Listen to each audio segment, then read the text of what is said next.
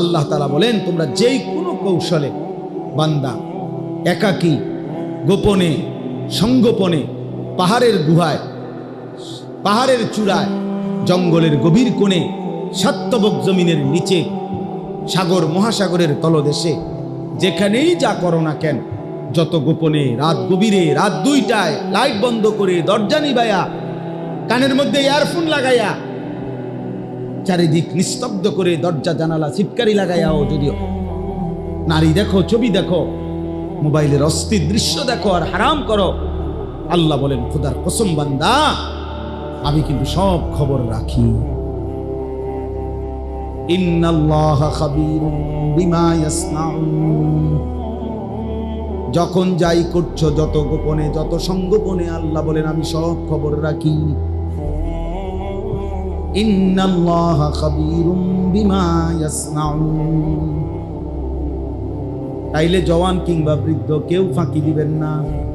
বুড়া মানুষ টেলিভিশন চায়, চা দোকানে বসে বড় বড় চোখ করে রাক্ষসের মতো নাচ গান দেখে, নর্তকী দেখে, নাটক সিনেমা দেখে, আর জিগাইলে কয় না না না, যেটা কদুর খবরে না শুনি, যেটাই গপ মারে, কি কাকা কদ্দুর খবর না শুনি, খবর মানুষের চোখ দিয়ে নি শুনে। কথা বলেন না কেন? মানুষ চোখ দিয়ে নি শুনে, তো আপনি যদি চাইয়ে রয়েছেন, আপনি না বলে খবর শুনেন, তো শুনলে তো কানই যথেষ্ট। বোঝেন নাই আমার কথাটা? তো একটা চাইয়ে রয়েছেন কেন? আপনি দোকান থেকে ফিরা এদিকে ফিরা বইয়েন, বোঝেন নাই? টেলিভিশন যখন এদিকে, আপনি যেহেতু খবর শোনা দরকার, তো শুনলেন, আপনি ওইদিকে ঘুরে বইয়েন, কারণ আপনার তো দেখার দরকার, আপনার শোনানো দরকার।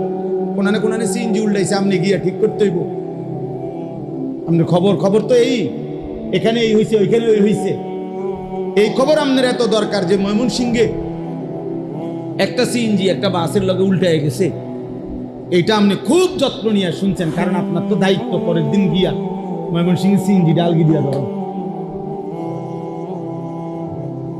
কথা বুঝেন না? নোয়াখালীর বাসের খবর আপনি নিলেন, আপনার নিজের খবর, আখিরাতের খবর নিলেন না।